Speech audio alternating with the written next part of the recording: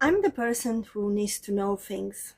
Tides, timelines, outcomes. 30 years of managing people and HR taught me that if you are not the one steering the wheel, you're too exposed.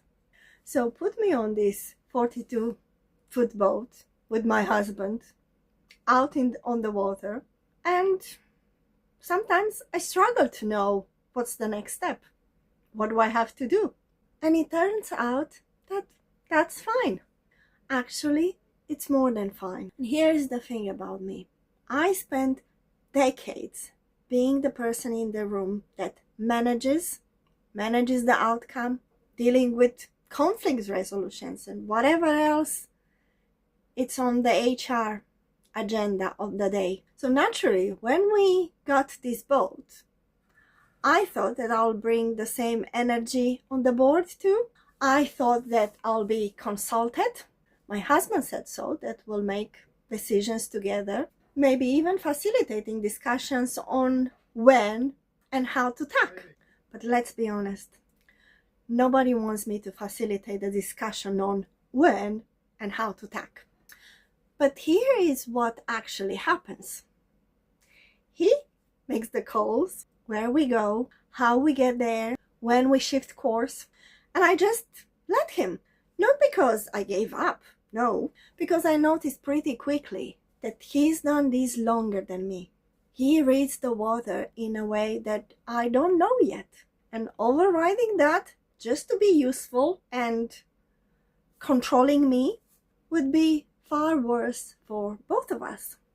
However, the one thing I do own is the tides. I love the tides. I track always the moon phases. I know if there is a full moon, a new moon, in between, spring tide, whatever it is, I know it. You ask me and I know exactly what day it is. And that's mine. That's my contribution. And sometimes being the crew. And I expect that handing over the rest of it is going to be hard, or would have been hard. Like I was losing something, not being in control of this boat. And it didn't. It felt like relief. And this makes me think about work, because I've watched this happen so many times in managing people, in HR, and so on. Leaders genuinely hire skilled people. People with more hours on the water than them, so to speak. And they still can't let them make that call. Still step in. Still, I just want to be looped in. Sometimes it's just trust. But honestly, a lot of them, maybe it's just identity. If I'm not the one who knows, then who am I? And that question is a lot louder in a meeting room than it is on the boat. But it's the same question.